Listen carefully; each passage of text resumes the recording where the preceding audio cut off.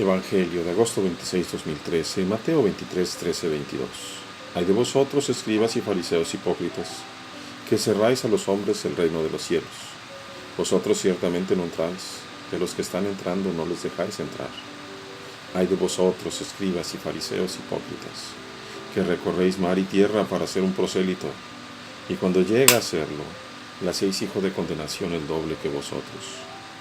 Hay de vosotros, guías ciegos, que decís: si uno jura por el santuario, eso no es nada, mas si jura por el oro del santuario, queda obligado. Insensatos y ciegos, ¿qué es más importante, el oro o el santuario que hace sagrado el oro? Y también, si uno jura por el altar, eso no es nada, mas si jura por la ofrenda que está sobre él, queda obligado. Ciegos, ¿qué es más importante, la ofrenda o el altar que hace sagrada la ofrenda? Quien jura pues por el altar, jura por él, y por todo lo que está sobre él. Quien jura por el santuario, jura por él, y por aquel que lo habita. Y quien jura por el cielo, jura por el trono de Dios, y por aquel que está sentado en él. Palabra del Señor. Gloria a ti, Señor Jesús. Fuerte las palabras del Señor el día de hoy. Una verdadera confrontación en la persona de los escribas y los fariseos, y también para mí y para ti. De manera que no nos dejemos arrastrar por cuestiones que parecen ser buenas, pero que no lo son. Los fariseos, cuyo nombre indica precisamente los separados, los apartados, pretendían ser más limpios, más santos. Claro que en aquel entonces la palabra no era santo, sino más bien más justos. No estar malditos, pero ellos sí maldecían a los demás. Era una cuestión hipócrita. Y los fariseos, que eran los doctores de la ley, los escribas, que eran los doctores de la ley, buscaban agradar a los fariseos. Entre ambos tenían un Dios, que justamente vamos a ir viendo según el Evangelio, cómo Jesús les desenmascara, porque ellos pensaban que adoraban a Yahvé, pero nada es cierto. Dice: ustedes cierran el reino de los cielos a los hombres. Ustedes no entran y no dejan entrar a los que quieren. Ellos eran precisamente los depositarios de la ley y los profetas. Aquellos que Dios les había dado la posibilidad de saber leer, porque en aquel entonces pocos eran los que podían leer. Aquellos que tenían acceso a la educación, al templo, a los rollos de la ley y de los profetas. No eran muchos, eran muy pocos realmente.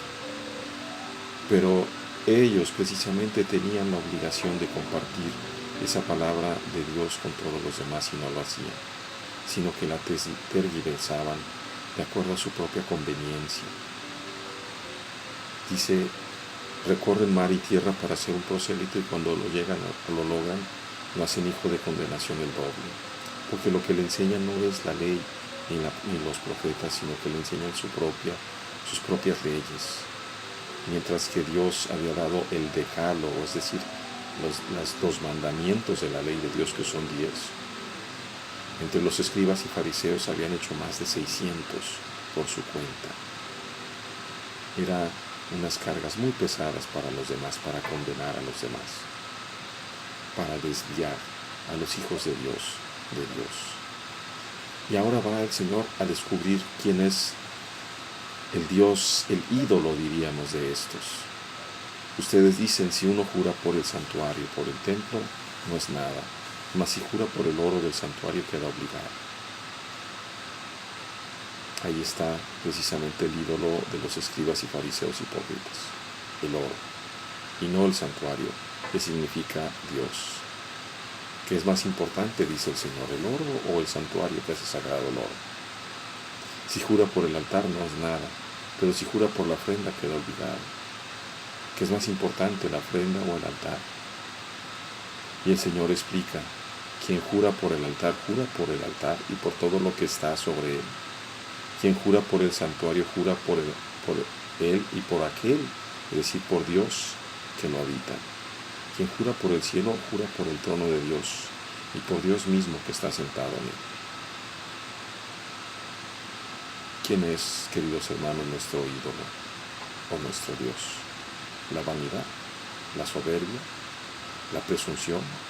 ¿El estatus? ¿El confort? ¿La pereza? ¿O verdaderamente es el Padre Dios, Yahvé? Podremos entender que todos los honores, que la vida misma, aquello que nosotros aclamamos, tuya es la gloria y el poder. Le decimos a Dios, alcanzamos a entenderlo, en realidad lo vivimos. Que no nos vaya a pasar, hermanos, ni a ti ni a mí, que nos volvamos como estos fariseos hipócritas, más papistas que el Papa, rápidos para condenar a nuestros hermanos, y que nos volvamos un estorbo en el camino de ellos en lugar de un apoyo. Por mi parte, yo le pido sinceramente al Señor que me haga mejor arenilla limpia donde pise la sandalia de mi hermano en su camino hacia Él. Cada quien busque en su corazón aquello que el Señor le inspira con estas palabras. Cada quien busque y pida la luz del Señor.